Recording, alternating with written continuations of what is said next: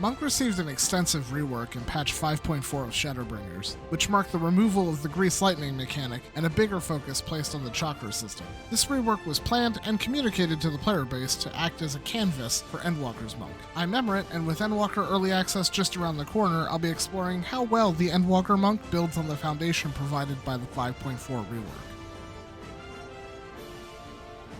For this review, I'd like to go over some of the smaller changes first, as I believe they provide some context for other updates. Firstly, the Chakra system is being moved up to level 15, with Meditation granting access to the single target Steel Peak, and AoE Howling Fist at level 40.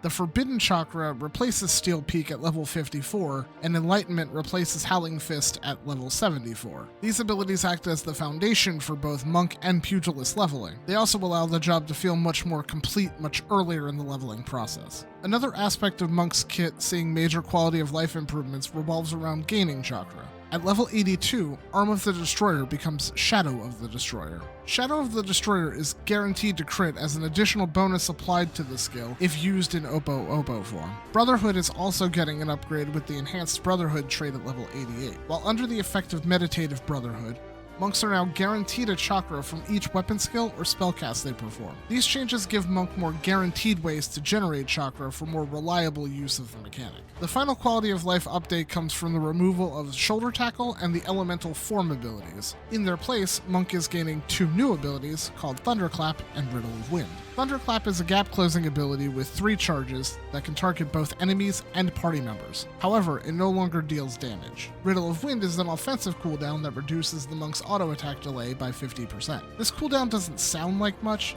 but a fairly reliable portion of melee DPS is typically done via auto-attack or white damage, and I'm glad to see this ability as a thematically appropriate way of giving Monk more personal DPS gains. With more reliable Chakra generation and offensive cooldowns, I believe that having a gap closer not behave as part of the rotation will be a benefit to the flow of the job long term. The largest change to Monk's rotation comes from changes to Perfect Balance. Perfect Balance has been reworked to include new elements. Instead of granting 6 stacks of Perfect Balance, Monk now only gains 3 stacks on a 40-second cooldown. These stacks still allow the use of weapon skills regardless of form. However, each weapon skill used will now grant Beast Chakra depending on what form was required for the skill. For example, using a Monk's AoE rotation of Shadow of the Destroyer, 4-point Fury, and ending on Rockbreaker would grant the Monk 1 Opo Chakra, 1 Raptor Chakra, and 1 Coral Chakra. These chakra are used on Monk's other new system.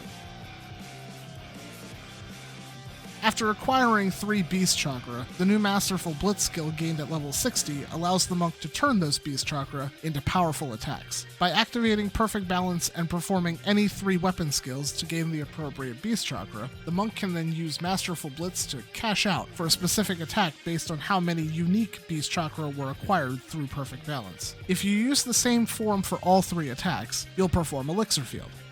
Using 2 different forms grants you Celestial Revolution, and all 3 forms grants you Flint Strike, later enhanced to Rising Phoenix. In the previous example, the Monk used their AoE rotation to acquire 1 of each Beast Chakra, meaning they had all 3 unique Chakra to finish with Rising Phoenix. There's one other component to these finishers. Each finisher opens either a Lunar or Solar Nadi, denoted on the Monk's job gauge at each end of the Beast Chakra gauge. The Monk's rotation reaches a crescendo when performing a Perfect Balance, gaining 3 Chakra with both the Lunar and Solar Nadi open. This allows access to a powerful AoE attack, Tornado Kick, or its upgraded form, Phantom Rush at level 90. Ideally, you would want to use the single form for Elixir Field to open the Lunar Nadi, all 3 forms for Rising Phoenix to open the Solar Nadi, and then one final time to utilize Phantom Rush. If you need to use multiple forms during Perfect Balance, then Celestial Revolution will allow you to slot in whichever Nadi you were missing to keep the Phantom Rush timing. After executing a Masterful Blitz skill, the Monk also gains Formless Fist to shift back to wherever they need to be within the rotation. This new system behaves like Ninja's Mudra if Ten, Chi, and Jin were instead weapon skills, with Astrologian's card symbols tied to each one.